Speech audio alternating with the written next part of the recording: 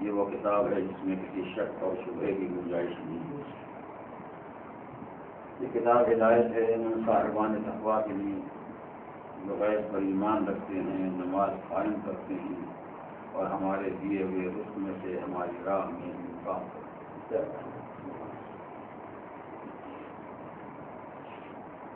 شب وفات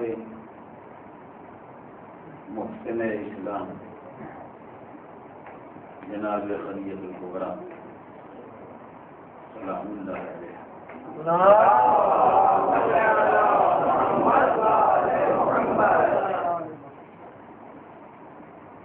میں نے اپنے سلسلے بیان کو مسلسل رکھنے کے لیے قرآن مجید کی انہی آیات کریمہ کی تلاوت کی ہے جن کی تلاوت امام احمد سے متعلق پیش کیے جانے والے معروضات کے لیے عنوان کے طور پر آپ کے سامنے ان آیات کی تلاوت کی گئی تھی، لیکن یہ گھرانے کے کردار کی یکسانیت ہے کہ وہ آیت کریمہ جس سے پیغمبر کے آخری وارث کی غیبت اور اس کے غیب پر ایمان کے بارے میں اپنے معروضات پیش کر رہا تھا، وہ آیت مکمل طور سے منطبق ہوتی ہے اس کردار پر جس کا نام ہے کردار خلیت الکبریٰ۔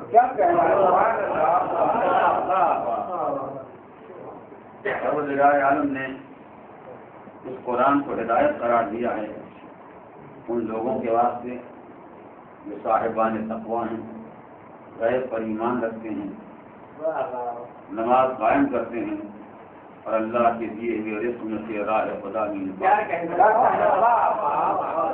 اگر آپ اسلام کی پوری تاریخ پڑھیں تو آپ کو اندازہ ہوگا کہ سب سے پہلے جس نے ایمان بالغیب کا اعلان کیا وہ خدیجہ تھی،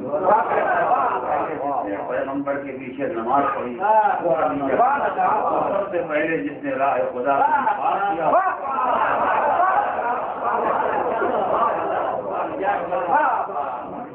جب مسلمان ایک ایک ٹکڑے کے لیے محتاج تھے اس وقت ہی اگر کوئی راہ خدا میں حج کرنے والا اور راہ خدا میں انفاق کرنے والا اگر کوئی اسلام کی تاریخ میں تھا سوائے جناب خدیجہ کے اور کوئی کردار نہیں۔ جناب خدیجہ کے کردار کا تذکرہ کرنے سے پہلے ایک بات تمہیداً آپ کے سامنے گزارش کرنا چاہتا ہوں جو میرے بچوں اور نوجوانوں کی معلومات کے لیے اور بزرگوں کی یاد دہانی کے لیے۔ ہمارے یہاں دنیا تفریح و تعلیم کی کتابوں کی قسمیں ہوتی ہیں، ان کتابوں کی اقسام میں سے ایک قسم ہے کتابوں کی مستدرک۔ استدراک کے معنی ہیں کسی کمی کو پورا نہ کرنا۔ اگر پہلے کوئی کتاب لکھی گئی اور اس کتاب میں کوئی کمی رہ گئی اور ایک مصنف کو بہت سے مطالب پہلے فراہم نہیں ہو سکے تھے اور بعد میں وہ مطالب فراہم ہوئی تو وہ ایک حصہ کتاب یا کتاب تصنیف کرتا ہے بنام مستدرک، یعنی اس کتاب میں جو کمی رہ گئی تھی وہ کتاب کی کمی اس کتاب کے ذریعے پوری ہوئی ہے۔ مثال کے طور پر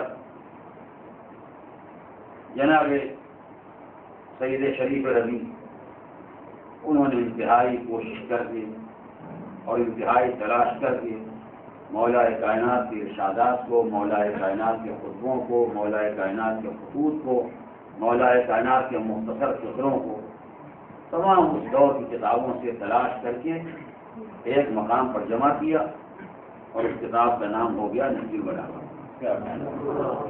ظاہر نہج البلاغہ کوئی مولا کائنات کی لکھی ہوئی کتاب نہیں ہے، مولا کائنات کے ارشادات کا مجموعہ ہے جو جناب شریف رضی نے جمع کیا۔ جہاں مولا کے خطبے کا کوئی حصہ ملا اسے بھی تلاش کیا، جہاں مولا کے خط کا کوئی حصہ ملا اسے بھی تلاش کیا، جہاں مولا کا بیان کیا ہوا کوئی ایک فقرہ مختصر مل گیا اسے بھی جمع کیا اور ایک کتاب تیار کی اور 3 حصوں کو تقسیم ہو گئی۔ ایک حصہ مولا کے خطبوں کا ہے، ایک حصہ مولا کے خطوط کا ہے اور ایک حصہ مولا کے ان کلمات کا ہے۔ تو مختلف مقامات اور مختصر جملے ارشاد فرمائے ہیں جن کو جوامع الکلم کہا جاتا ہے کہ دیکھنے میں جملہ چھوٹا ہوتا ہے مگر معنی کے اعتبار سے ایک دریا ہے، سمندر ہوتا ہے۔ لیکن ظاہر ہے کہ ایک آدمی کی جستجو ہے، ایک آدمی کی تلاش ہے۔ جناب شریف رضی کو جہاں جہاں مولا کائنات کے ارشادات میں کچھ مل سکا سب کو جمع کر دیا، لیکن اس کے معنی یہ نہیں کہ مولا کائنات نے پوری زندگی میں اتنا ہی ارشاد فرمایا تھا جتنا نہج البلاغہ میں لکھا ہوا۔ آپ نے نہج البلاغہ کو یقیناً دیکھا ہے اور اگر نہیں دیکھا ہے تو جن بچوں نے نہیں دیکھا وہ جا کے دیکھیں کہ شریف رضی نے جب مولا کائنات کے خطبے لکھے ہیں تو عام طور سے اس کی یہ سرخی قرار دی ہے من خطبۃ لہ علیہ السلام، مولا کے خطبے کا ایک حصہ، یعنی آپ نے خطبہ ارشاد فرمایا اس کا ایک حصہ۔ خطبہ کتنا بڑا ہے؟ 2 سطروں کا، 3 سطروں کا، 4 سطروں کا۔ یہ کوئی معقول بات ہے کوئی آدمی ممبر پر آئے اور 2.5 سطر کا خطبہ بیان کر ممبر ہوتا ہے جائے کہ مولا کائنات جیسا بولنے والا۔ اس کے معنی ہے کہ جتنا قبیل جو خطبہ رہا ہو مولا نے فرمایا ہو اس خطبے کا ایک ٹکڑا جناب شریف رضی کو کسی کتاب میں مل گیا، انہوں نے فوراً اس کو نوٹ کر لیا، اسی لیے اس کی سوچی بنائی من خطبۃ لہ، ان کے خطبے کا ایک حصہ، ان کے خطبے کا ایک جز۔ آپ یہ نہ سمجھیں کہ خطبہ 1.5 سطروں کا تھا یا 2 سطروں کا تھا یا 5 سطروں کا تھا۔ بعض خطبے ایسے ہیں جو واقعی مکمل خطبے کی شکل میں ہیں، لیکن اکثر خطبے ایسے ہیں نہج البلاغہ میں جو خطبے کا کوئی ایک حصہ ہے جو، اور یہی فرق ہے خطبے میں اور رسالے میں، خط میں۔ اس لیے کہ وہاں خط جہاں بھی ملے گا وہ کتابی شکل میں ہوگا، لکھی ہوئی شکل میں ہوگا، اور لکھی ہوئی شکل میں جو چیز ہوگی وہ اوپر سے آگے تک محفوظ رہے گی. مگر خطبہ ظاہر ان کو ایک جملہ یاد رہ گیا, ان کو 2 جملے یاد رہ گئے, ان کو 4 جملے یاد رہ گئے, کوئی خطبہ لکھا ہوا نہیں ہوتا تو بعض والے اپنی صلاحیت کے اعتبار سے یاد رکھیں گے یا لکھ لیں گے. کسی کو پورا خطبہ یاد رہ جائے گا, کسی کو اتنا یاد نہیں رہ جائے گا. تب فلاں موقع پر ہم بھی لے جب مولا نے یہ فرمایا تھا, انہیں تو خطبے کا خالی جملہ یاد رہ گیا تھا اور انہوں نے کسی کتاب میں لکھ لیا یا کسی مصنف کو بتا دیا, مصنف نے اس کو نوٹ کر لیا. اب شریف رضوی کے لیے ممکن نہیں ہے کہ چونکہ یہ پورا خطبہ نہیں 2 ہی جملے تو ہیں یعنی ان کو نظر انداز کر دیا. 2 جملے ہو یا 1 جملہ ہو یا 1 لفظ ہو یا 1 نقطہ ہو, بہرحال علی کے کلام وہ خود اپنے مقام پر ایک معنویت اپنی جگہ پر ایک اہمیت رکھتا ہے. انہوں نے جو ان سے ممکن تھا وہ جمع کر دیا اور اس میں کوئی شک نہیں کہ شریف رضی کا اتنا بڑا کارنامہ ہے جو دنیا کے لاکھوں کروڑوں کارناموں سے بڑا کارنامہ ہے. لیکن بہرحال اب اس کے بعد دوسرے محققین, دوسرے علماء, دوسرے تلاش کرنے والے جب انہوں نے اس میدان میں قدم رکھا اور تلاش کرنا شروع کیا کہ مولا کائنات کے ارشادات کا ذکر کہاں کہاں پایا جاتا ہے, کوئی جگہ ایسی آئی کہ جہاں شریف رضی نے مولا کے 4 جملے نقل کیے, کسی خطبے کے انہیں 4 کے بجائے 8 فراہم ہو گئے. کوئی جگہ ایسی ہے جہاں شریف رضی کو وہ خطبہ مل ہی نہیں سکا, کسی اور کتاب میں انہیں وہ خطبہ مل گیا, انہوں نے سب جمع کیا اور اس کا نام ہو گیا مستدرک نہج البلاغہ. نہج البلاغہ ایک کتاب ہے جو مولا کائنات کے ارشادات کا مجموعہ ہے, لیکن ان ارشادات کے مجموعے میں بہت سے ارشادات ایسے ہیں جو شامل نہیں ہیں. جس کو وہ ارشادات مل گئے اسے ایک نئی کتاب تیار کر دی اور اس کا نام اسی نے مستدرک رکھا ہے تاکہ اس کا مفہوم آدمی کو معلوم ہو جائے کہ جو بلاغہ میں باتیں کم رہ گئی تھیں جو نہیں نقل کی گئی ہے یہ در حقیقت اسی کمی کو پورا کرنے کے واسطے یہ کتاب لکھی گئی ہے. یہ شریف رضی کی اصلاح نہیں ہے, شریف رضی کی تلاش میں جو کمی تھی اس کا مقصد یہ نہیں جو نقل کیا وہ غلط تھا, جو نقل کیا وہ سب صحیح ہے اپنے مقام پر, لیکن بہت سی باتیں ان کو نہیں مل سکی جو بات بھرم تلاش کی ہیں. جیسے اگر آپ اس دنیا میں کبھی قلم رکھیں گے تو آپ کو اندازہ ہوگا اس زمانے میں کسی کے بھی کلام کو یا اس کے ارشادات کو, اس کے بیانات کو تلاش کرنا اس سے کہیں زیادہ آسان ہے جتنا یہ کام 100 برس پہلے تھا, اور اس سے کہیں زیادہ آسان ہے جتنا یہ کام 200 برس پہلے تھا. 100-200 سال پہلے کسی آدمی کی ایک بات کا تلاش کرنا ایک زندگی چاہتا تھا, اور آج کسی آدمی کی 100 باتوں کو تلاش کرنا 1 منٹ نہیں چاہتا. آج آپ دیکھیے پورا قرآن مجید ایک کیسٹ کے اندر موجود. کل اگر کوئی آدمی اس کام کے لیے بیٹھ جاتا کہ قرآن مجید میں الف کہاں کہاں ہے تو اس پر وہی نازل ہوتی, کوئی الہام ہوتا کیا کرتا غریب, سوائے سے کہ الحم سے شروع کرتا, الحم کے الف سے, اور اس کے بعد آخر میں من الجنۃ والناس, اور ناس کا جو آخری الف ہے 3 سے پہلے, اور اوپر سے لے کے آخر تک سارے الف شمار کرے, اس کے بعد وہ لکھے گا قرآن مجید میں مثلاً 1 لاکھ الف پائی جاتی. مگر کب جب 300 پارے شروع سے آخر تک ایک مرتبہ دیکھے ایک حرف پر کہیں پہ الف چھوٹنے نہ پائے, کہیں نظر چوکنے نہ پائے, کہیں دھوکہ ہونے نہ پائے. اتنی سب محنت کرنے کے بعد اب آپ سوچیے ماہ رمضان میں 30 پارے سے بڑے مسلمان پڑھ نہیں پاتا ہے. ان کے پاس ٹائم نہیں ہے, ان کے پاس فرصت نہیں, جو اور بہانہ ہے, ان کو بہت شیطان سوار ہے, 1000 طرح کی پریشانیاں ہوں. خالی پڑھنے کے واسطے کی جائے کہ یوں پڑھنا کہ قرآن مجید کی ایک الف پر نظر رکھنا, ایک پارہ پڑھنے کے لیے 4-6 گھنٹے کا وقت چاہیے, اور آنکھوں میں درد نہ ہونے پائے, تکلیف نہ ہونے پائے, بند کی پھر دوبارہ کھولیے گا تو 4-6 گھنٹے واپس پڑھیے گا. یعنی یہ 2 مہینے کم سے کم آدمی سب کرے تو قرآن مجید کی الف تلاش کے قرآن مجید میں کتنے الف پائے جاتے ہیں. لیکن آج کے زمانے ابھی یہ حسنین صاحب بیٹھے ہوتے ہیں, آپ ان سے کہ بھائی ذرا کمپیوٹر میں سے الف کو نکال دیجیے گا, خالی ایک بٹن دبا دیا الف کا, اور 2 منٹ میں بتا دیا قرآن مجید میں کیا الف پائے جاتے ہیں. سوچیے کل کا کام کیا تھا اور آج کا کام کیا. کیوں اس سے ظاہر جنہوں نے کمپیوٹر میں یوز کیا ہے انہوں نے واقعی سمجھنے لگائے ہوں گے, انہوں نے ایک الف کو تلاش کرنا سال بھر لگایا ہوگا, جب بھی محنت کی ہوگی. اتنے آدمی محنت کر چکے جب آپ کے لیے کوئی محنت نہیں رہے گی. اور ہمارے اس وقت ایک آدمی کو الگ الگ محنت کرنا پڑتی تھی, لیکن اب گاڑی ایک آدمی کو محنت نہیں کرنا تھا, اس کے اندر موجود ہے, خالی ایک اشارہ کیے, اگر خود بتا دے گا کتنے علی گھر کتنے دن ہیں, اور معلوم ہے تھوڑی دیر بعد آپ بیٹھ کے میدان میں آئے, پہلے آئیے ہم سے پوچھے قرآن کی معلومات کے, اور تو بیان اتنے علی فرو اتنے بھی ہیں تو ہو ماشاء اللہ قرآن کو اتنی رہتے تھے پتہ نہیں خالی 3 دن تو کیسے خرید کے لائیں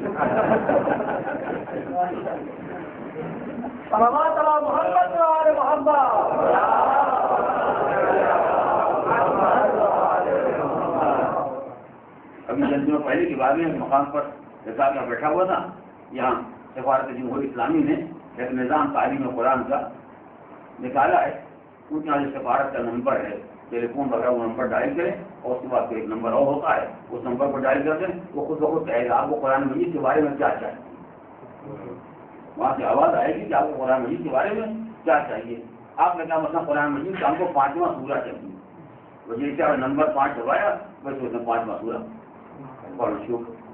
اب آپ کے لیے کیا ضرورت قرآن آپ کے گھر میں ہو چاہے نہ ہو خالی آپ کے فون کا ایک بٹن دبا دیجیے اور پورا 5واں سورہ اس میں پڑھ کے سنا دیجیے. آپ نے کہا نہیں ہمیں سورہ نہیں چاہیے ہم کو قرآن مجید کی مثلا 132ویں آیت سورہ بقرہ کی میں ترجمے کی چاہیے. اسے 132ویں آیت ہی پہنچی خالی اس لیے کہ آپ نے 1 2 1 3 2 مثلا دبا دیا 132ویں آیت پڑھ کے ترجمہ بھی سنا دیا. اس زمانے میں کسی چیز کا تلاش کرنا اس زمانے میں کسی چیز کا ڈھونڈنا کوئی مشکل کام نہیں ہے. اس کی کتابیں چھپ کے آتی ہیں ایک ایک فہرست الگ الگ. اس کتاب میں کتنے نام آئے ہیں اس کی فہرست الگ ہے. کتنے موضوعات ہیں اس کی فہرست الگ ہے. کتنی جگہوں کے نام ہیں اس کی فہرست الگ ہے. جو چاہیے اب تلاش کے لیے 2 منٹ کے اندر ساری چیزیں مل جائیں گی. مگر اس زمانے میں ایک ایک چیز کو تلاش کرنے کے لیے پوری کتاب پڑھی جائے تو شاید تو ایک مطلب نہیں اور ہو سکتا ہے پوری کتاب پڑھی جائے اپنے مطلب کی کوئی چیز نہیں ملے. یہ ہو سکتا ہے. اس زمانے میں کام انتہائی مشکل تھا. ان حالات کو نگاہ میں رکھنے کے بعد اگر آپ یہ سوچے کہ شریف ربی نے کتنا بڑا کارنامہ انجام دیا ہے جو مولائے کائنات کی اتنے خطبے اتنے خطوط اتنے فقرات ارشادات جمع کر لیے یہ ایک آدمی کا کام نہیں. اگر پروردگار عالم کی تائید خاص اگر پروردگار کی توفیق خاص اور اگر خود مولائے کائنات کی امداد شامل نہ ہو تو اتنا بڑا کام اس دور میں کوئی انجام نہیں ہے.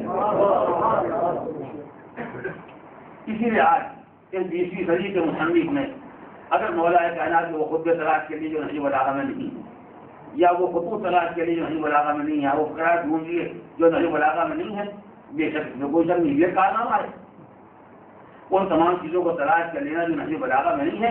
مگر اس کے بعد یہ نہج البلاغہ کا کام بہرحال اس سے کہیں زیادہ اہم رہے گا جتنا اہم یہ کام ہے. اس لیے یہ کام سہولت کے دور میں انجام پایا ہے اور وہ کام مشکلات کے دور میں سختیوں کے دور میں تھا. پھر جو حضرات اس دنیا کو جانتے ہیں وہ جانتے ہیں کہ ایک زمانہ وہ تھا جب کتاب لکھنے والوں کا ایک پیشن یا ایک ہنر یہ تھا کہ کتاب میں انہوں نے کسی بات کا حوالہ دیا اور ایک فلاں مصنف نے اپنی فلاں کتاب میں لکھا ہے. نہ کہیں صفحے کا پتہ ہے نہ کہیں صدر کا پتہ ہے نہ کہیں پریس کا پتہ ہے کس زبان سے چھپی ہے کون سا نسخہ کچھ ہے فلاں کتاب میں لکھا ہوا ہے. جب ان سے پوچھا کہ بھائی آپ کو بتائیں گے کہاں لکھا ہوا ہے پھر کچھ آپ بھی نہیں سکتی. ہم نے پوری کتاب پڑھ کے ایک جملہ ڈھونڈ کے نکالا ہے کیا یہ آپ بھی پوری کتاب پڑھی آپ کو مل جائے گا. لیکن آپ کو یہ کہنے کا ہمیں فلاں کتاب میں نہیں ہے.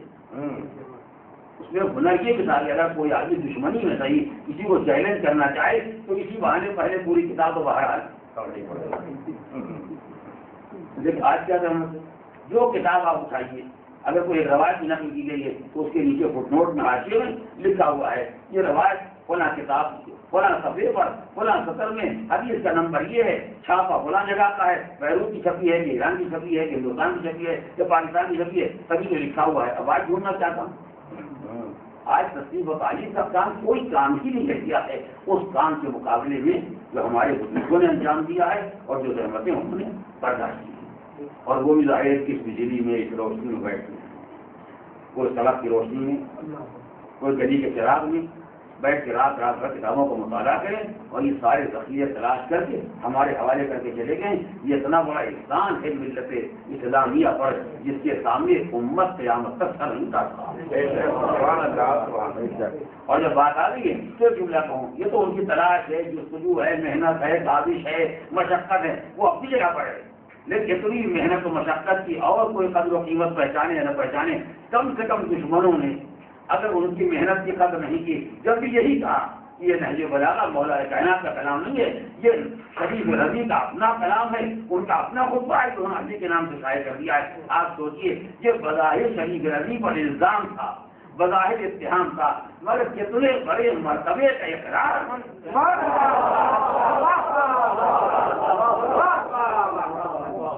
مجھے یاد ہے کسی محفل میں ایک مقام پر ایک صاحب نے قصیدہ پڑھا اور وہ قصیدہ آج کی زبان میں چل گیا. اب دوسرے لوگ جو پڑھنے والے تھے سب کی جان نکل گئی. آیا کیا ہوگا؟ ایک صاحب اس میں آہستہ سے بولے یہ ان کا نہیں ہے، یہ دوسرے کا ہے. بولا استاد کا قصیدہ جو اپنے نام سے پڑھ رہے ہیں وہ پڑھ جیسا پلٹ پڑے اور ان کا حضرات ایک شعر باقی رہ گیا تھا. وہ اتفاق سے پڑھنے میں ایک شعر رہ گیا تھا، وہ باقی ہے کہ وہی پڑھتا جاؤں. لوگ کہا ہاں بسم اللہ بسم اللہ، یہ قضیہ چل گیا رہے اشتیاق وہی ہے. انہوں نے شعر پڑھا. یہ شعر کا مضمون یہ تھا کہ الحمدللہ میرے کمال کے اتنا ہی کافی ہے کہ میرے کلام پر استاد کا دھوکہ ہوتا ہے.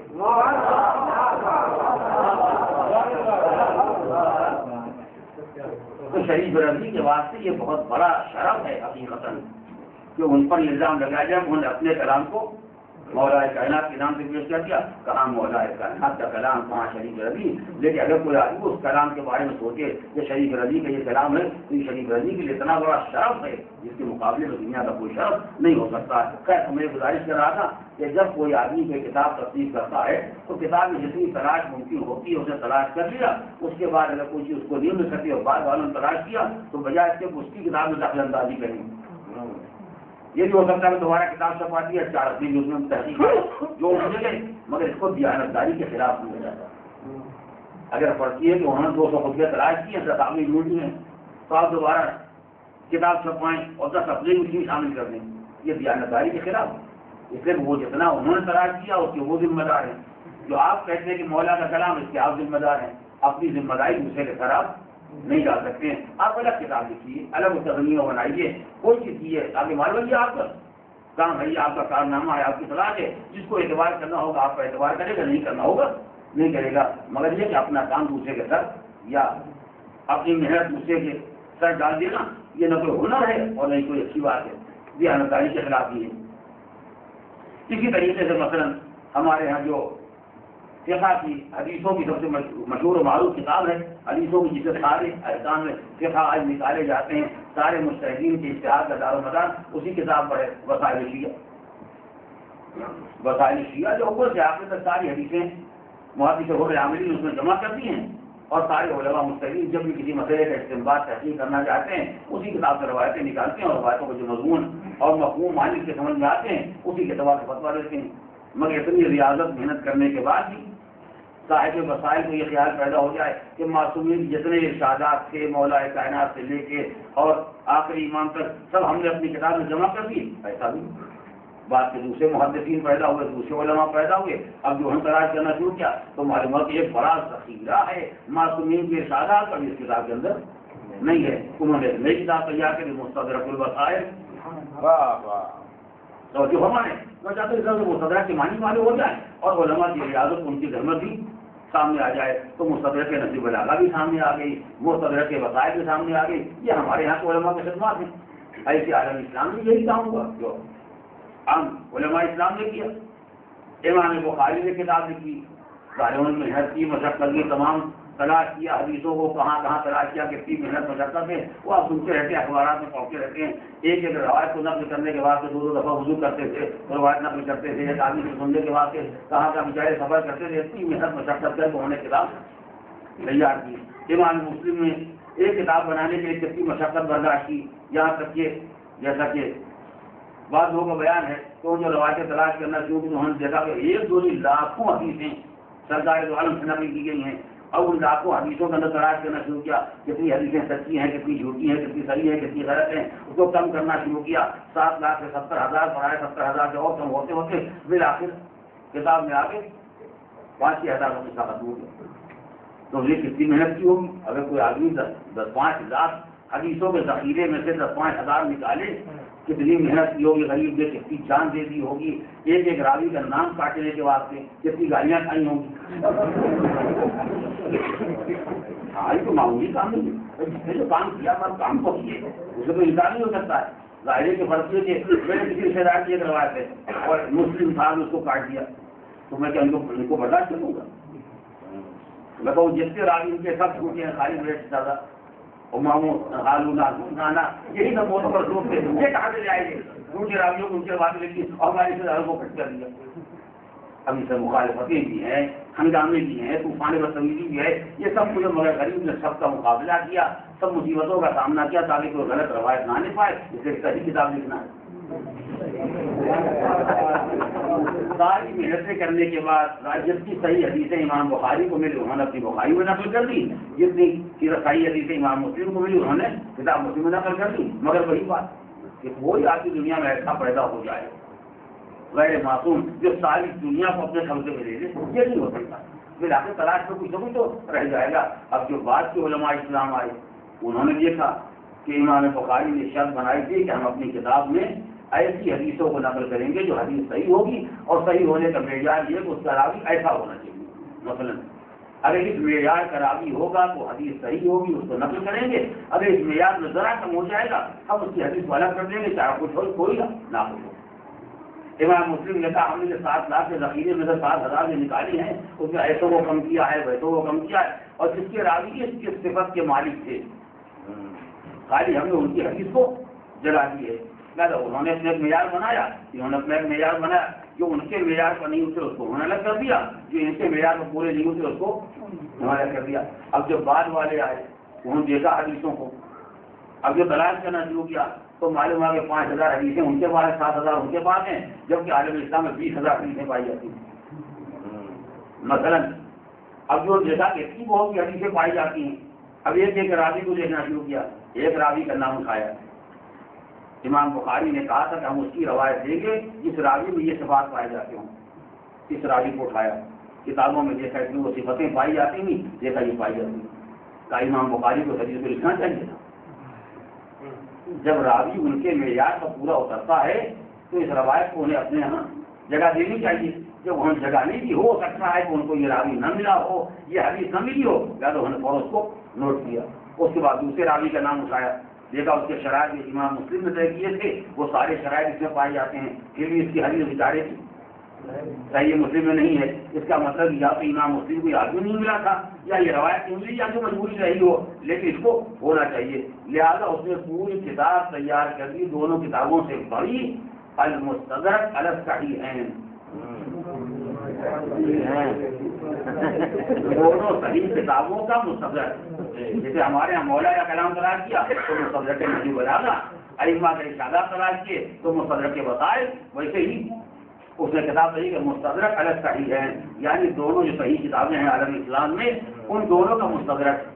اور اس سے یہ دعویٰ کیا کہ جو معیار امام بخاری نے، جو معیار امام مسلم نے حدیث کے صحیح ہونے کا قرار دیا تھا، میں یہ ساری حدیثیں جو نقل کی ہیں یہ ساری حدیثیں وہ ہیں جن کے راوی یا ان کے معیار پر یا ان کے معیار پر یا دونوں کے معیار پر پورے اترتے ہیں. اگر ان حضرات کو یہ راوی نہیں ملے یا حدیث نہیں ملی تو اس کے معنی یہ نہیں کہ اتنی معتبر صحیح حدیث اس کو ضائع برباد کر دیا جائے خالی ان کے احترام میں. ہم ان کی کتاب میں دخل نہیں دینا چاہتے ہیں کہ 10 کتابیں 10 روایتیں یہاں اور 10 وہاں شامل کر دیں، لیکن باہر ہم چاہتے ہیں کہ عالم اسلام کو یہ معلوم ہو جائے کہ جس معیار کی حدیثیں ان حضرات نے جمع کی تھیں یہ ساری حدیثیں جو ہم نے جمع کی ہیں یہ ٹھیک اسی معیار کی حدیثیں ہیں. یہ بات آپ محسوس کر رہے ہیں. تو مستدرک علی الصحیحین کا مطلب کیا ہوا؟ یعنی وہ کتاب جس میں وہ ساری کمی پوری کی گئی ہے جو یا اس صحیح میں رہ گئی تھی یا اس صحیح میں رہ گئی تھی، اور اس کا معیار یہ ہے کہ انہی لوگوں کی روایتوں کو دیا جائے گا جو ان کے معیار پر معتبر تھے یا ان کے معیار معتبر تھے. میرا اپنا کوئی معیار نہیں. جس سے کتاب تیار کی امام حاکم ان کا میرا اپنا کوئی معیار نہیں ہے. کیا کہیں ان کا معیار بہت بلند تھا، آپ تو جس کو چاہ حمال بکال کو پکڑ گیا اس کی آواز آپ نے نقل کر دی. نہیں، جو معیار انہوں نے بنایا تھا ایک راوی کا نام لے لیجیے اور جائیے جا کے رجال کی کتابیں پڑھیے، ان کے حالات پڑھیے اور دوسرے راوی سے ملا کے دیکھ لیجیے. جو ان کا معیار ہے وہی ان کا معیار ہے. اگر اتفاق سے ان کو یہ روایت نہیں ملتی تو ہم نے ان تمام روایات کو جمع کر دیا ہے جو صحیح ہیں علی شرط شیخین، یعنی ان دونوں بزرگوں کی شرطوں کی بنا پر.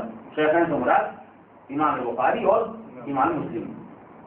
دیکھا ہمیں شیخین یہ ہوتے ہیں تو حدیث کی دنیا میں انہیں شیخین کہا جاتا ہے. امام بخاری امام مسلم کی شرائط پر جن کی حدیثیں پوری اترتی ہیں ہم نے ان سب کو جمع کر دیا ہے اور اس کے بعد نیچے غریب میں نوٹ بھی لگا دیا. اگر کوئی حدیث ایسی ہے جو ان کے معیار پر پوری ہے ان کے معیار پر پوری نہیں ہے تو یہ بھی انہوں نے لگا دیا کہ صحیح ہوں علی شرط البخاری. یہ امام بخاری کے شرائط تو صحیح ہے لیکن جو امام مسلم کی شرائط ہے ان کے اعتبار یہ حدیث صحیح نہیں ہے. کہیں یہ بتا دیا کہ یہ امام مسلم کے شرائط پر صحیح ہے امام بخاری کے شرائط پر صحیح نہیں ہے. کہیں یہ نوٹ لکھا کہ صحیح ہوں علی شرط الشیخین. دونوں نے جو معیار بنایا تھا اس معیار پر یہ حدیث صحیح اترتی ہے. کیونکہ میں نے آپ کو سہمت کی ہے بہرحال ماہ رمضان ہے کوئی علمی مذاکرات علمی معلومات اگر حاصل ہو جائیں تو اچھا ہے کہ یہ باتیں کام آئیں گی. ان تمام باتوں کو نگاہ میں رکھنے کے بعد اب آئیے اسی کتاب مستدرک میں جس میں وہ حدیثیں جمع کی گئی ہیں جو حدیثیں بخاری یا مسلم میں نہیں آ سکی مگر وہ حدیثیں صحیح ہیں امام بخاری کے شرائط پر بھی اور امام مسلم کے شرائط پر بھی صحیح. اسی مستدرک علی صحیح ہے اسی کتاب میں امام حاکم نے یہ روایت نقل کی ہے. اور کیا کتاب کا اعتبار تو آپ کو معلوم ہو گیا کہ جتنی محنت مشقت کر کے کتاب تیار کی ہے راویوں کا اعتبار معلوم ہو گیا. سارے راوی وہ ہیں کہ جو ان کے شرائط پر مکمل یا ان کے شرائط پر مکمل. اس کے بعد جس سے روایت نقل کی گئی ہے اس کے بارے میں تو کوئی آدمی بول ہی نہیں سکتا. امام حاکم اپنی کتاب مستدرک میں نقل کرتے ہیں کہ قالت عائشہ رضی اللہ تعالی عنہا ام المومنین کی روایت ہے کہ ام المومنین نے جناب فاطمہ سے خطاب کر کے فرمایا الا ابشرک فاطمہ میں تم کو بشارت دینا چاہتی ہوں. اور جو فاطمہ میں تم کو ایک بات کی بشارت دینا چاہتی ہوں. کہ بات کی بشارت بما سمعت من رسول اللہ اس بات کی خوشخبری سنانا چاہتی ہوں جو میں نے رسول اللہ سے سنی ہے.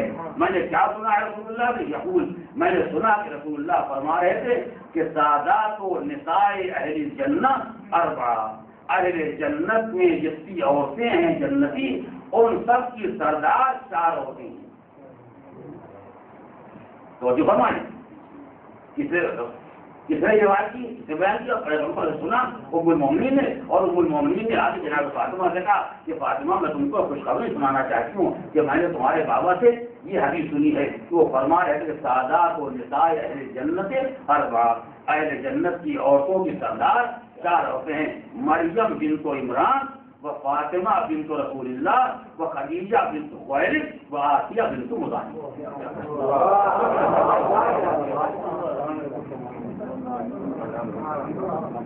اور جو ہمارے 4 عورتیں ہیں جو اہل جنت کی تمام عورتوں کی سردار ہیں. ان میں ایک مریم بنت عمران جناب عیسیٰ کی والدہ گرامی, ایک فاطمہ بنت محمد شہزادی کائنات, ایک خدیجہ بنت خویلد پیغمبر کی زوجہ محترمہ اور ایک آسیہ فرعون کی زوجہ. پیغمبر نے فرمایا ہے کہ یہ 4 عورتیں وہ ہیں جو اہل جنت کی عورتوں کی سردار ہیں. اس روایت میں 2 باتیں پائی جاتی ہیں, یعنی انتہائی صداقت بھی پائی جاتی ہے اس جگہ بیان کرنے والے کے بارے میں کوئی شماری کہہ سکتا, اور انتہائی تواضع بھی پائی جاتی ہے.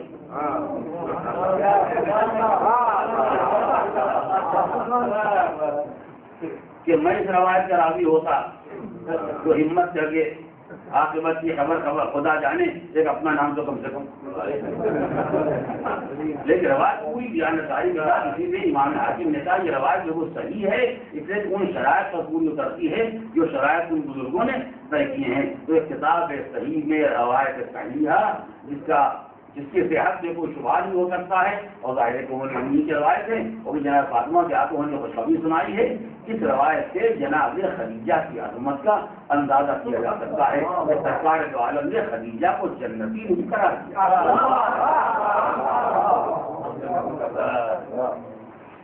خدیجہ کو پیغمبر نے جنتی نہیں قرار دیا کہ آپ بہت بھی عورتیں جنت میں جائیں گی وہ میرے خدیجہ بھی ہوں گے. آپ سوچیے اولی آخر جناب حوا سے شروع کیجیے اور جب یہ قیامت ہے اس وقت تک جتنی عورتیں جنت میں جمع ہو جائیں ان عورتوں میں سرداری کا شرف اور مرتبہ ہوتا 4 عورتوں کے واسطے ہے, یا جناب مریم کے واسطے, یا جناب خدیجہ کے واسطے, یا جناب عائشہ کے واسطے, اور یا شہزادی کائنات کے واسطے. یہ 4 عورتیں ہیں جن کو سردار قرار دیا گیا ہے نساء اہل جنت. اب کتنا مرتبہ جنت کی عورتوں کے بارے میں آپ سوچ سکتے ہیں, اور جو جتنا مرتبہ بھی آپ جنت کی عورتوں کے بارے میں سوچ سکتے ہیں. ایک ایک جنتی عورت کس شرف کی مالک ہے، کس مرتبے کی مالک ہے، کس جلالت کی مالک ہے، کس عظمت کی مالک ہے. اس میں ازواج انبیاء بھی ہیں، امہات مرسلین بھی ہیں. ساری عورتوں کو ایک طرف رکھے اور ان 4 کے مرتبے کو ایک طرف رکھیں جہاں تک کوئی خاتون نہیں پہنچ سکتی. یہ 4 کا مرتبہ تمام عورتوں میں سب سے الگ ہے. اور اگر ان 4 کے مرتبے کو جو روایت پائی جاتی ہے اس کے اعتبار سے اگر آپ دیکھنا چاہتے ہیں تو یوں آپ پہچان لیں کہ ابتدا میں جب ذکر کیا اس روایت میں جو 4 عورتوں کا ذکر پایا جاتا ہے، میں پھر دہرا ہوں تاکہ بات آپ پر واضح رہے. سادات و نساء اہل جنت 4، جنت کی عورتوں کی تعداد 4 عورتیں ہیں. مریم بنت عمران، فاطمہ بنت محمد، خدیجہ بنت خویلد اور عافیہ. یہ 4 عورتیں ہیں. یعنی سب سے پہلے پیغمبر نے ان کا نام لیا جو ایک نبی خدا کی ماں. اور عمر سب سے پہلے پیغمبر نے جناب مریم کا نام لیا اور فہرست میں اس روایت کی بنا پر جناب مریم کا نام لیا جو ایک پیغمبر کی ماں ہے. اس کے علاوہ کچھ نہیں. میں آپ کو بہت اور میں مریم کو کس وجہ سے آتے ہیں بنت عمران کو پہلے لکھا ہوا ہے. جناب مریم کا بڑا شرف یہ ہے کہ جناب عیسیٰ کی مادر گرامی ہے. اس کے بعد ان خاتون کا نام لیا جو سب سے بڑے پیغمبر کی بیٹی. اس کے بعد ان کا نام لیا جو سب سے بڑے پیغمبر کی بیوی. تو اس کے معنی کیا ہے کہ پیغمبر کی روایت کی بنا پر جو نسبی رشتے والے ہیں ان کا ذکر پہلے کیا. جو شرف کے نسبی رشتے والے ہیں ان کا ذکر پہلے کیا، جو سببی رشتے والے ہیں ان کا ذکر بعد میں کیا. اور سببی رشتے میں بھی پیغمبر نے کاش خالی خدیجہ جی کا نام لے لیا ہوتا. اگر میری بات آپ محسوس کریں گے کاش خالی خدیجہ جی کا نام لے لیا ہوتا. جہاں پیغمبر نے خدیجہ کا نام لیا وہی عافیہ کا نام لیا. حالانکہ رب سوچیا کیا رب ہے عافیہ اور خدیجہ میں. خدیجہ جس کا شوہر کائنات کا سب سے بڑا شریف انسان اور عافیہ وہ جس کا شوہر کائنات کا سب سے ذلیل انسان. کہاں خاتم النبیین کہاں فرعون. ادھر سب سے بڑا انسان خدیجہ کا شوہر، سب سے ذلیل انسان عافیہ کا شوہر. مگر پیغمبر نے کہا یہ بھی جنت کی سردار ہیں وہ بھی جنت کی سردار ہیں تاکہ معلوم ہو جائے کہ سرداری ان کے ذاتی کردار سے شوہروں کی وجہ سے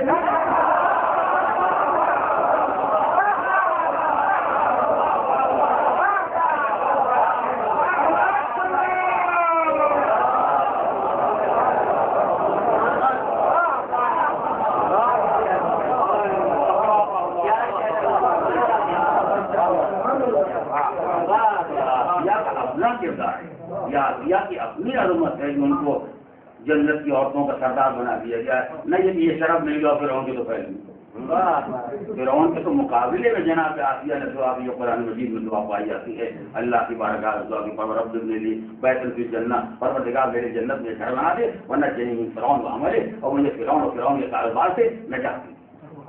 کیسے جناب عافیہ نے زندگی گزاری ہے فرعون کے گھر میں رہی. یعنی ذرا شوہر نالائق ہو جائے تو عورت کے دل سے پوچھے کہ کیا ہوا.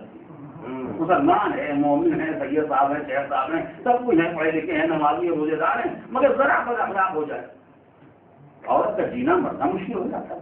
اس کے ساتھ زندگی گزارنا مشکل ہو جاتا ہے. کہ جائے کہ اب بھی ایمان کیسا اسلام کہاں کا ایمان. اپنے کو بندہ ماننے کے تیار نہیں، اپنے کو رب اعلیٰ کہتا ہے، خدا کہتا ہے ایسا نالائق آدمی اور اس کے بعد بھی مگر حکم خدا ایک رہنا ان کے گھر میں ہے.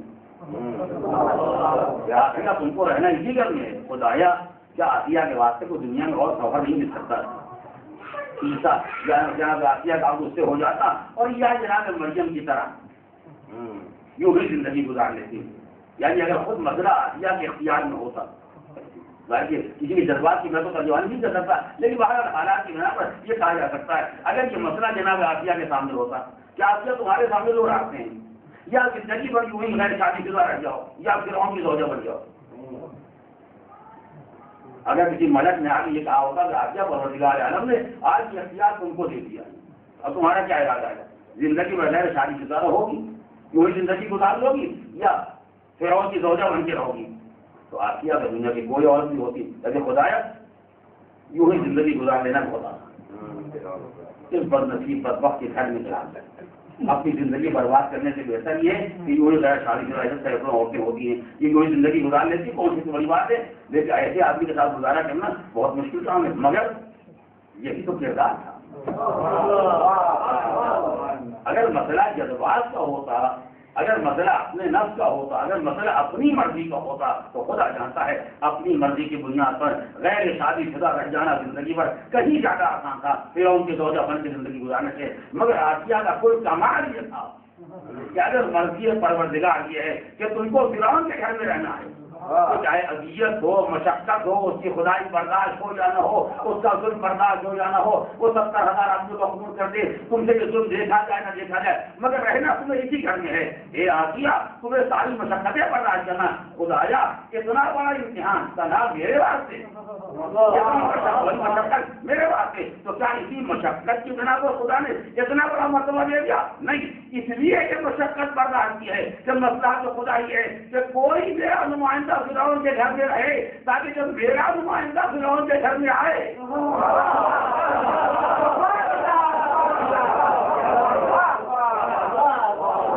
جب میرا نمائندہ خانے فرعون میں آئے تو کوئی اس کا محافظ ہو، کوئی اس کا بچانے والا ہو۔ اگر کہیں جناب آسیہ اس گھر میں نہ ہوتی اور جناب موسیٰ آگے ہوتے تو خدا جانے صورتحال کیا ہوتی۔ مگر ایک نبی کی زندگی کے تحفظ کے لیے جب آسیہ نے اتنی زحمتیں برداشت کر لی تو پروردگار نے پھر ان کو جنتی نہیں بنایا، انہیں جنت کی عورتوں کا سردار بنا دیا۔ عزیزوں، کس قدر شرم کی بات ہے عالم اسلام کے لیے ایک عورت اس دور کی مشقت برداشت کرے، ایک موسیٰ کے بچپنے کے تحفظ کے واسطے تو جنت کی سردار اپنی ساری خرچوں کو قربان کر دے، خاتم النبیین کے تحفظ کے واسطے جنتی کی تکلیف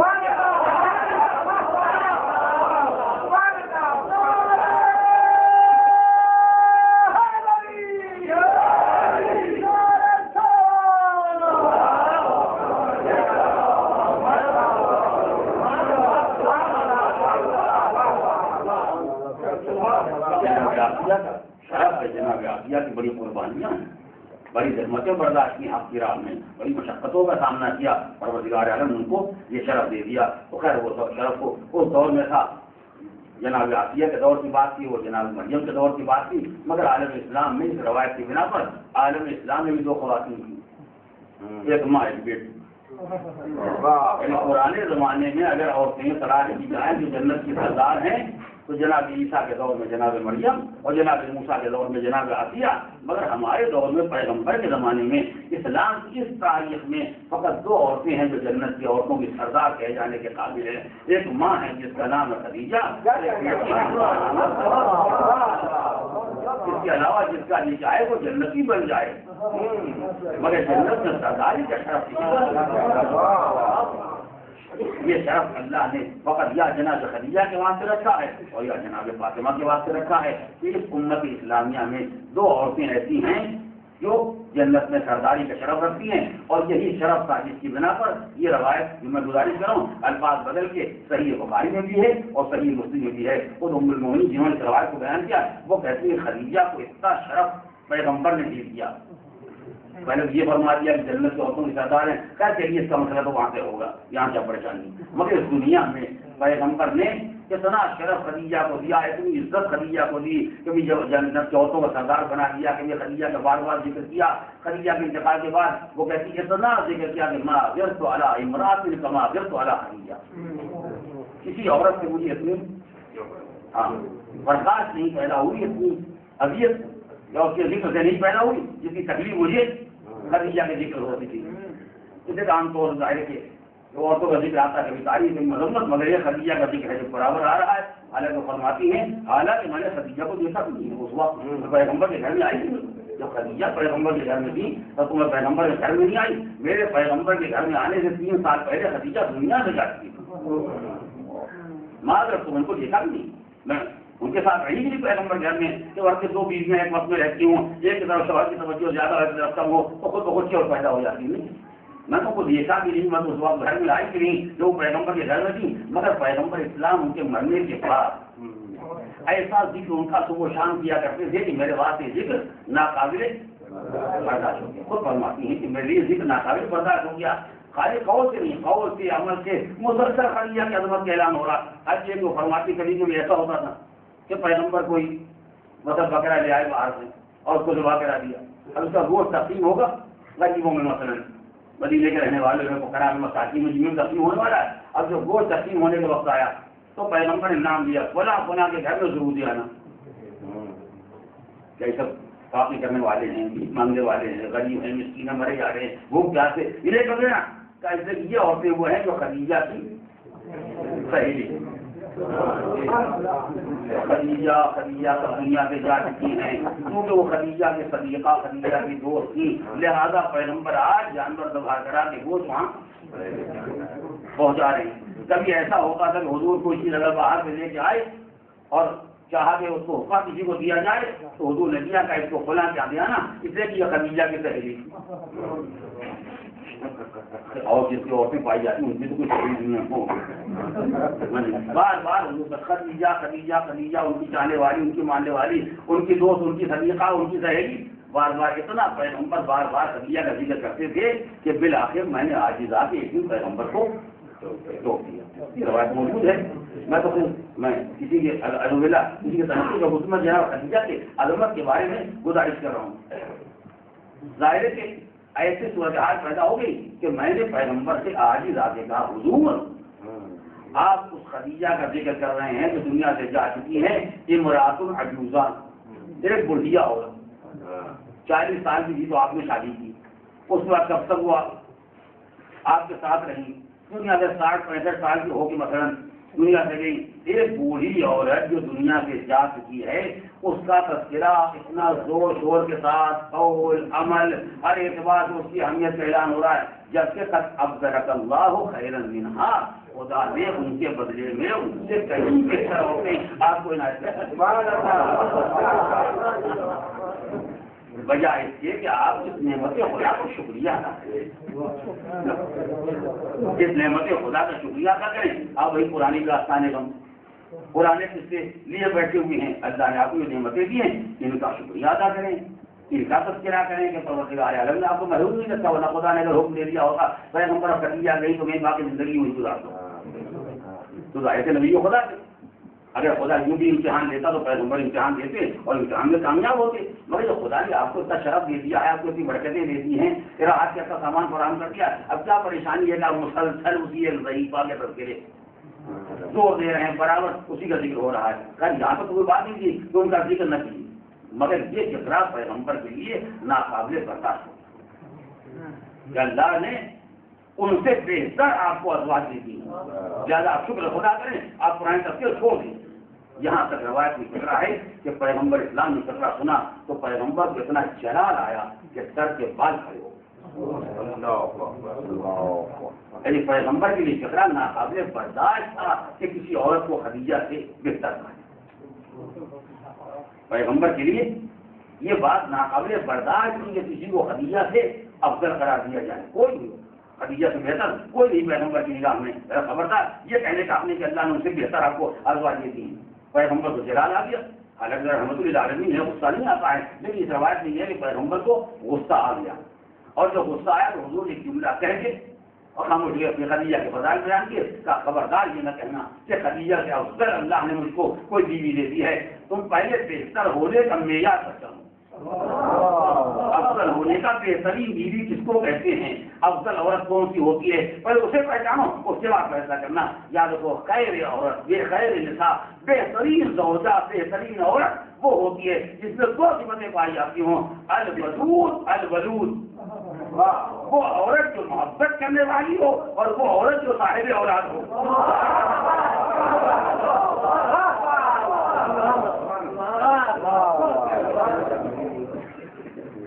یہ پیغمبر نے معیار بیان کرتا ہے. اس کے بعد فرمایا خبردار، آپ کا ذکر ان کا ذکر کیا ہے، خبردار خدیجہ کا مقابلہ کسی سے نہ کرنا. اب سنو خدیجہ کو میں کیوں یاد کرتا ہوں، میں بیوی کو یاد نہیں کرتا، میں زوجہ کو یاد نہیں کرتا. سنو میں خدیجہ کو یاد کرتا ہوں. میں نے کس کا کرنا خدیجہ اس وقت ایمان لائی جب سب کافر تھے.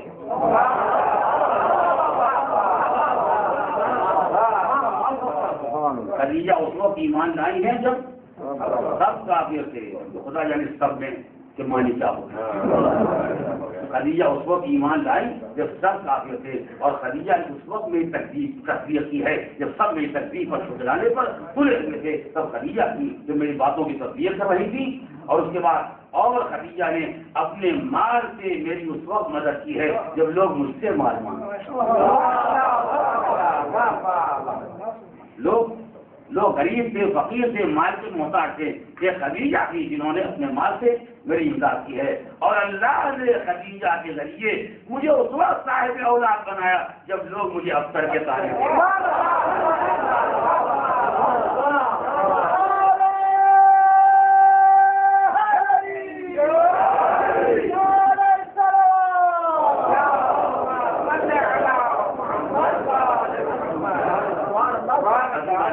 چار کمالات ہیں جن کا سرکار عالم نے کیا جناب خدیجہ کے بارے میں. ایک جناب خدیجہ کا ایمان، ایک جناب خدیجہ کی تصدیق، ایک جناب خدیجہ کی مواسات اور مالی ہمدردی، اور ایک جناب خدیجہ کا صاحب اولاد ہونا، اور جناب خدیجہ کے ذریعے پیغمبر اسلام کا ایسا صاحب اولاد ہونا کہ جو تانے اختر کا جواب ہوتا ہے. اگر جناب فاطمہ کو کوثر کہا جاتا ہے تو صاحب بنیاد کوثر تو چار شرف اللہ نے دیے، اور یہ وہ شرف ہے جن کو دیکھا جائے، ان کا حساب کیا جائے تو خالی عورتوں کا ذکر نہیں ہے، ازواج کا ذکر نہیں ہے. عالم اسلام میں آپ تلاش کریں کل اور آج خدیجہ کا کوئی جواب نہیں ملتا. اب ظاہر اگر خدیجہ سابق الایمان سب سے پہلے ایمان لے آئی ہیں تو اس کا جواب تو ممکن ہی نہیں ہے. ہم اگر پیدا ہوتے ہی کلمہ پڑھنے لگیں، جب بھی بلاقے کو 9ویں صدی کا کلمہ کو ہوں سب سے پہلے ایمان کا شرف ہے. اب وہ تو کسی کو ملنے والا اس میں رہے گا تو ذکر ہی کرنا لیتا ہے. جب لوگ جھٹلا رہے تھے تو تصدیق کرنے والی وہ ماحول پر پلٹ کے آنے والا نہیں ہے. اگر اس صفت کا کوئی جواب تو نہیں ہو سکتا ہے، مگر جس سبب کا جواب ممکن ہے. توجہ کریں، چار صفتیں جو خدیجہ کی بیان کی ہیں ان میں 3 صفتیں تو ایسی ہیں کہ وہ دوبارہ دور ہی پلٹ کے آئے گا، اس کا جواب ممکن ہی نہیں ہے. میری بات غور کریں، 3 صفتیں وہ ہیں کہ جو دوبارہ پلٹ جانے والی نہیں ہے، لیکن اس کا تو مقابلہ ممکن ہی نہیں ہے. نہ خدیجہ کے ایمان کا مقابلہ ممکن ہے کہ پھر سے پیغمبر دنیا میں آ کے اسلام کا اعلان کریں، پھر کوئی صاحب کو ایمان بن جائے، پھر دوبارہ کو پال پڑے دنیا میں آئیں اور پیغمبر کی جھٹلائیں، پھر کوئی تفسیر کرنے والا پیدا ہو جائے، پھر دوبارہ پیغمبر صاحب اولاد ہو جائیں. یہ 3 صفتیں تو خدیجہ کے ساتھ گئی. ان کے بارے میں تو کوئی سوچے ہی نہیں کہ خدیجہ کا مقابلہ کرنا قیامت تک ممکن ہے. ہاں ایک صفت میں مقابلہ کرنا ممکن تھا اور وہ ہے ظاہر خدیجہ اپنے وقت میں کتنی بڑی ملکۃ العرب رہی ہوں، مگر آج ماشاء اللہ جو عرب پائے جاتی ہیں ایک آدمی کے پاس خدیجہ سے زیادہ مال ہے. جتنا مال اس دور میں جہاں خدیجہ کے پاس رہا ہو، ایک آدمی کا اگر بینک بیلنس آپ دیکھیں تو معلوم ہوگا کہ ایک آدمی کے پاس خدیجہ سے کہیں زیادہ مال ہے. تو فرق کتنا تھا کہ خدیجہ کے پاس جو تھا وہ سب اسلام کی راہ میں سب سرکار کے قدموں میں لا کے ڈال دیا. لیکن آج جو مال پایا جاتا ہے لوگ اس کو اسلام کے نام پر جمع کر رہے ہیں، اس کا ٹیکس، اس کا ٹیکس، مسلمان ہو گئے اس کا ٹیکس دو، حج کرو اس کا ٹیکس دو، زمزم کا پانی پیو اس کا ٹیکس دو. اسلام کے نام پر آج پیسہ جمع ہوتا ہے، اسلام کے نام پر نکلتا ہے. یہ خدیجہ کا کلیجہ تھا، اتنی بڑی دولت. اور ظاہر ہے کہ آپ جانتے ہیں اب تفصیلات کا وقت ختم ہو گیا، میں بات تمام کر دینا چاہتا ہوں. انشاءاللہ اس موضوع کے بارے میں کبھی موقع ہوگا تو گزارش کروں گا. بار بار بعض باتیں یاد آتی ہیں. خدا غریب رحمت کے مولا بلا کئی مروج مقام پہ بات کیا کرتے تھے، اگر کوئی مرد اپنا سارا مال راہ خدا میں لٹا دیتا تو شاید یہ کوئی شرف نہ ہو. اپنے مال سے کتنی محبت اس جسمانی مزاج کو اگر نگاہ میں رکھا جائے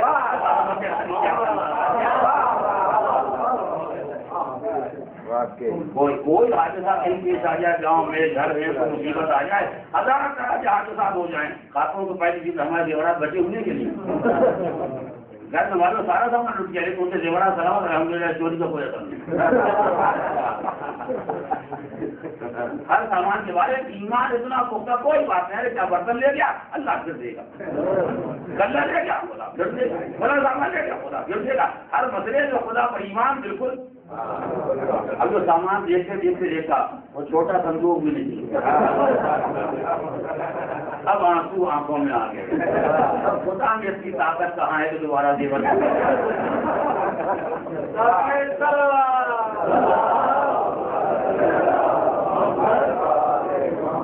جب تو شوہر کا مالک ہے تو ایمان کامل نہیں گھبرائیے تو خدا پھر دے گا، تو لوکری چلے گئی کوئی بات نہیں، خدا پھر دے گا، یہ مصیبت آ گئی خدا پھر دے گا، اور جو اپنا مال چلا گیا اب کوئی دینے والا نہیں۔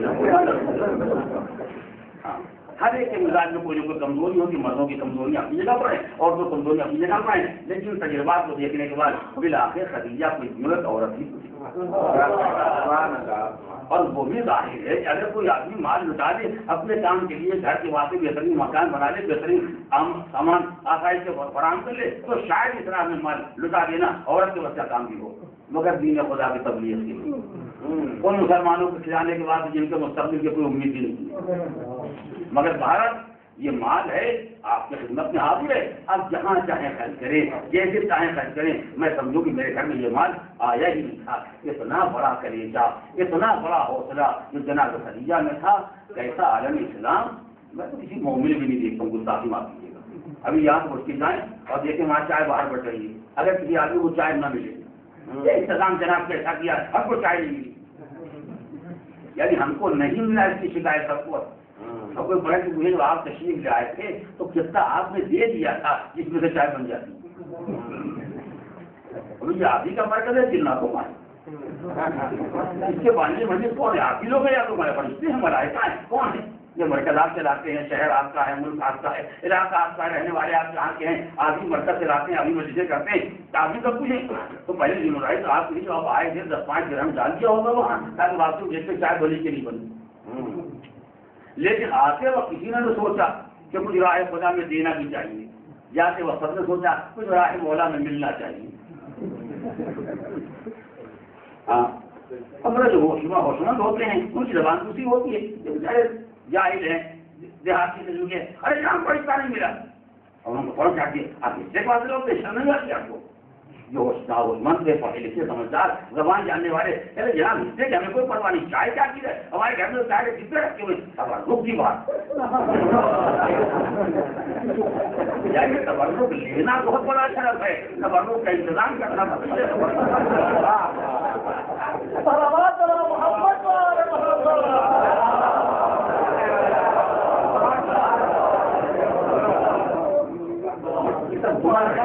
مذہب دے رہے کہ زندگی گزارنا کرنے کے، گزارا کرنے کے اور زندگی گزارنے کے، یہ سب ہنر ہیں جو ہم کو ہمارے پاس پائے جاتے ہیں، ہمارے پاس خالی یہی سب آرٹ ہے، کچھ نہیں معاف کیجیے، ہمارے پاس یہی سب ہنر پائے جاتے ہیں، ہمارے پاس وہ حوصلہ راہ خدا میں مال اٹھانے والا ہے، وہ حوصلہ خدیجہ اپنے ساتھ لے، وہ خدیجہ وہ حوصلہ، وہ ہمت، وہ کلیجہ وہ لوگ اپنے ساتھ لے گئے جو اللہ کے نیک بندے تھے، جو راہ خدا میں کچھ خرچ کرنا جانتے تھے، راہ خدا میں لٹانا جانتے تھے، ورنہ ظاہر خدیجہ کے لیے سارا مال دے دینا یقیناً ایک بڑا کام تھا، ایک مشکل کام تھا، ہمارے 5 درہم 10 درہم 20 درہم 100 درہم خرچ کر جائیں وہ اتنا بڑا کام نہیں ہے، لیکن ہم اتنا نہیں کر سکتے، ہم اتنا بھی نہیں کر سکتے، نہیں کر سکتے، نہیں کرتے ہیں، کھلی بات سب جانتے ہیں، ہم نہیں کرتے ہیں اس ایمان کے دعوے کے بعد، اسلام کے دعوے کے بعد، محبت اہل بیت کے دعوے کے بعد، چلیے راہ خدا کی لفظ آدمی سمجھ میں نہیں آتی ہے، مجلس حسین کو سمجھ میں آتی ہے، اگر راہ خدا کی چیز سمجھ نہیں آتی کہ راہ خدا کیا سڑک کا نام ہے، مجلس حسین کو سمجھ میں آتی ہے، مجلس کو کتنا خرچ کر دیتے ہیں، ہاں اگر اپنی ہو، بابا کا انتقال ہو گیا، بیٹے کا انتقال ہو گیا، ماں کا انتقال ہوا، کیونکہ اپنی مجلس ہے، کھانا بھی ہے، ہنگامہ بھی ہے، لنگر بھی ہے، آنا بھی ہے، جانا بھی ہے، کارڈ بھی ہے، روپے بھی ہے، اشتہار بھی ہے، مجلس بھی ہے، بڑا ذاتی بھی ہے، یہ سب کیوں؟ کیا مولا کے واسطے؟ اپنی یہ مجلس اپنی ہے، لہٰذا اس پر 2-4 ہزار کی خرچ ہو جائیں تو کوئی پریشانی کی بات نہیں، اور یہ مجلس مولا کے یہاں 10 درہم سے خرچ ہو جائیں تو دل یہ 10 درہم کہیں اور بھی کام ہو سکتا تھا، حالانکہ اتنے فضولیات میں ہم پیسے خرچ کرتے ہیں، معاف کیجیے گا، میں مذہب کے کاموں کا فضولیات سے مقابلہ نہیں کر سکتا، نہ کبھی میں یہ کہوں گا کہ اپنا فضول کام نہ کرے، راہ خدا میں دے دیں، میں کہوں گا کھلا اچھا کام، ضروری کام نہ کرے، راہ خدا میں دیں، راہ خدا فضول کے مقابلے میں نہیں ہے، ہماری نماز بولے سے افضل نہیں، ہماری نماز ہر عمل سے افضل ہے، ہر کام سے زیادہ اہمیت ہے راہ خدا کی، ہر کام سے زیادہ اہمیت ہے راہ مولا کی، ورنہ دیکھتے ہیں ہم برابر آپ بھی دیکھتے رہتے ہیں، اور ہمیں آپ کرتے ہیں دیکھے کون، ہمیں آپ دیکھیں وہ کون دیکھے گا؟ ایک بچے کا کہیں خطرہ ہونے والا ہے، اب ہمارے جو کارڈ چھپ کے آیا ہے خدا جانتے ایک اشرا ہو جائے خالی کتنے پیسوں جتنے بھی کارڈ چھپا سنہرا ہے، روپیلا ہے، ڈھونڈے جا رہا ہے، سب سے اچھا کاغذ کہاں ملتا ہے، سب سے اچھی پرنٹنگ کہاں ہوتی ہے، کس کام کے لیے؟ یہ دیکھنے والا منظر نہیں ہے۔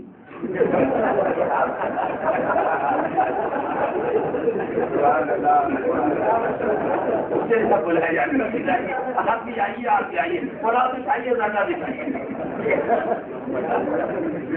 اتنا پیسہ آدمی راہ ختم خرچ کرتا ہے، اتنا بھی راہ خدا میں خرچ نہیں کرتا۔ سب کو خالی خیال ہے ہم سے بڑا مومن کوئی نہیں ہے۔ ارے اپنے اپنے ایمان کا اگر آدمی تجزیہ کرے، اپنے اپنے ایمان کا کتاب لگائے تو اندازہ ہوگا ہم کہاں ہیں، ایمان کہاں اور ہم کہاں ہیں۔ یہ کون سی ایمان کی قسم ہے؟ یا خطرے کے واسطے پیسہ نکل سکتا ہے، مولا کے واسطے نہیں نکل سکتا، عقیدے کے واسطے نکل سکتا ہے، مولا کے واسطے نہیں نکل سکتا، اپنے ذاتی پارٹیوں کے واسطے نکل سکتا ہے، مولا کے واسطے نہیں نکل سکتا۔ ہر کام میں ہماری یہی کمزوری پائی جاتی ہے، ہم حساب لگانا جانتے ہی نہیں، ہم موازنہ کرنا جانتے نہیں، کون اہم ہے کون غیر اہم ہے۔ پیسہ خرچ کرنا ہو وہاں بھی نہیں جانتے ہیں، وہاں خرچ کرنا ہو وہاں بھی نہیں جانتے ہیں۔ سال بھر نہ کسی کو پارٹی یاد آتی ہے، نہ دعوت یاد آتی، کچھ نہیں۔ اب جو ماہ رمضان آیا افطار کے نام پر اتنی طویل نشست ہوگی انشاءاللہ، نہ قرآن، نہ حدیث، نہ مجلس، نہ محفل، نہ کوئی اجتماع۔ کیا ہمارے گھر افطار ہے؟ کون سے قسم افطار کی؟ یہ کون سے قسم پارٹی کی؟ اس پہ اتنا وقت خرچ کر دیا جائے، مجلس بھی ضائع ہو جائے، قرآن بھی چلا جائے، حدیث بھی چلی جائے، کسی بات کو کوئی یقین نہیں، خالی چار آدمی کھا رہے چار بھی کھلا رہے، اور اس کا نام رکھا تاریخ ہے۔ اس میں بھی آدمی چن چن کے بلائے جائیں۔ ہاں تو غیر مومنان ہے پائے ثواب سے، غیر مومن نہیں، غیر مومن۔ جیسے کہ مومن وہی ہوتے ہیں جو ہمارے دوست ہیں، وہ مومن ہے، جو ہمارے حصہ ہے وہ مومن ہے، باقی سب کافی رہیں۔ اپنی ذات کے لیے آدمی کیا کچھ نہیں کرتا ہے، اور جو اپنی ذات کے لیے کام کرتا ہے اسی کا نام رکھ دیتا ہے مولا کے لیے کیا ہے، خدا کے لیے کیا ہے۔ ان تمام کمزوریوں کو جب ہم سوچتے ہیں، کمزوریوں کا حساب لگاتے ہیں، تب عظمت خدیجہ نے پیسے سے مرتبہ نہیں حاصل کیا، خدیجہ نے حوصلے کا مظاہرہ کیا ہے، ہمت کا مظاہرہ کیا، حق کو باطل کو پہچانا ہے، صحیح غلط کو پہچانا ہے۔ اگر مال آ گیا تو کہاں لگنا چاہیے، کہاں نہیں لگنا چاہیے۔ آخری جملہ اور یہیں پر 2 منٹ کے اندر میں یہ تمام کروں گا، خدیجہ سے زیادہ مصرف کو کون پہچانے گا کہ مال کہاں خرچ ہونا چاہیے، کہاں نہیں خرچ ہونا چاہیے۔ ایک طرف اصحاب صفہ جو خالی کلمہ پڑھ کے آگے مسجد میں بیٹھ گئے ہیں، اور ایک طرف اپنی ایک لوتی بیٹی جو پارے جگر ہے، اپنی ہی پارے جگر ہے، پیغمبر کی پارے جگر ہے، مگر خدیجہ نے سارا مال اصحاب صفہ کو تو لٹا دیا، فاطمہ کے جہیز کے لیے بچا دیا۔ کون ماں ہے جو دنیا کو مقدم کرے گی اپنی بیٹی کو؟ بیٹی مگر خدیجہ نے فاطمہ کے بعد کچھ بچا کے رکھے کہ مسلمان کھا جائیں، تاکہ معلوم ہو کہ یہ راہ قرابت میں نہیں جا رہا ہے، تاکہ معلوم ہو یہ رشتوں کی راہ میں نہیں جا رہا ہے، یہ مال خدا کی راہ میں جا رہا ہے۔ جب ایسا سخت امتحان دیا جائے گا تب انسان کو اقرار کرنا پڑے گا کہ خدیجہ نے قرابتوں کو مال نہیں لٹایا۔ اگر پیغمبر کو شوہر سمجھ مال دے دیا ہوگا تو شوہر سے زیادہ عزیز یہ وجود ہے کہ جس بیٹی کا مستقبل خدیجہ سے وابستہ ہے، مگر خدیجہ نے اپنی بیٹی کے لیے کچھ نہیں بچا کے رکھا۔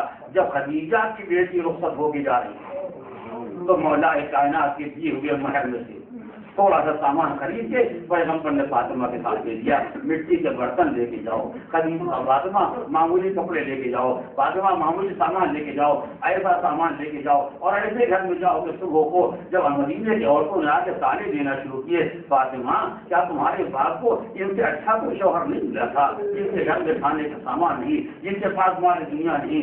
مگر جناب فاطمہ نے آگے کہا بابا جان مدینے کی عورتیں آگے کھانے دیتی ہیں، کہا فاطمہ یہ دیکھو علی کے پاس مال دنیا کتنا ہے، یہ دیکھو کہ اللہ نے تم کو وہ شوہر دیا ہے جس سے بڑا صاحب ایمان کوئی نہیں ہے، جس سے بڑا صاحب کردار کوئی نہیں ہے، جس سے بڑا عظمتوں کا مالک کوئی نہیں ہے۔ خدیجہ کی بیٹی اس عالم میں اپنے شوہر کے گھر آئے، اور اس کے بعد جب آئے تو پوری زندگی گزر جائے، کبھی چٹکی پی بچوں کو پالنے کی رحمتیں برداشت کریں، اپنے ہاتھ سے کھانا پکائیں، اور کمال کردار یہ ہے کہ اگر گھر میں خادمہ بھی آ جائے تو اس سے کہیں کہ ایک دن تم بیٹھو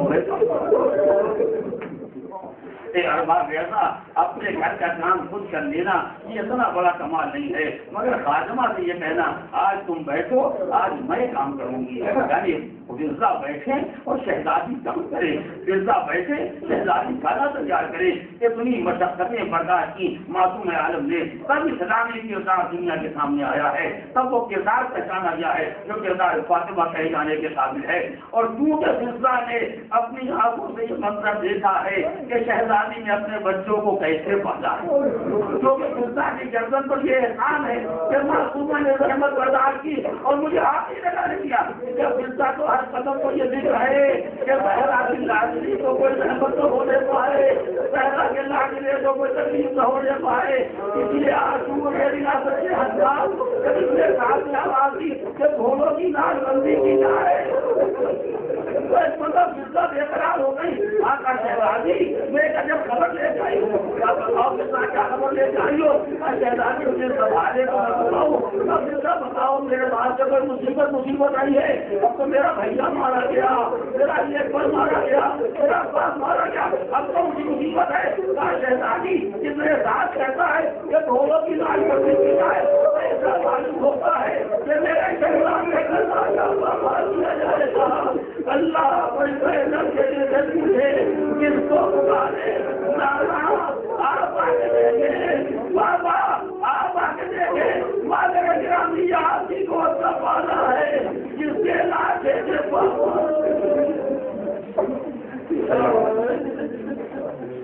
أيّم الخلق إنا لله وإنا إليه راجعون إلهي بحق الزهراء وأهلها وبعدها بارد جملہ مومنین کو اعمال صالحات توفیق بیمار بحق بیمار کربلا انہیں شفاء کامل و عاجل مصطفی حج و زیارات پرچم اسلام کو سربلند پرچم کفر و شرک و نفاق کو سربلند انقلاب اسلامی کی حفاظت ظہور امام میں تعجیل ہم ان کے اصحاب و انصار و عوان مرحومہ منور بیگم، مرحوم سید سراج الدین، مرحوم سید امیر الدین اور مرحومہ بطول بیگم، ان مرحومین کے لیے ایک سورہ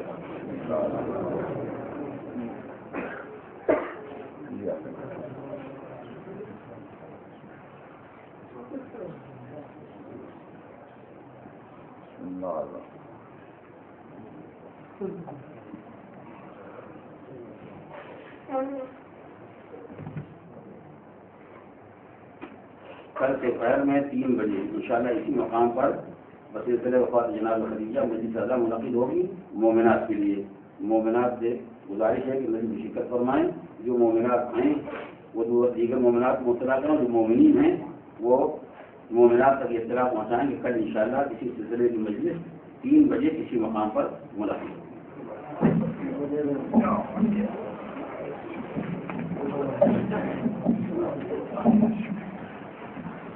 السلام علیکم یا رسول اللہ، السلام علیکم یا باعث الہدی، السلام علیکم یا حجت اللہ، السلام علیکم یا امیر المومنین، السلام علیکم یا فاطمہ الزہراء سیدۃ النساء العالمین، السلام علیکم یا حسن المجتبیٰ، السلام علیکم ورحمۃ اللہ وبرکاتہ،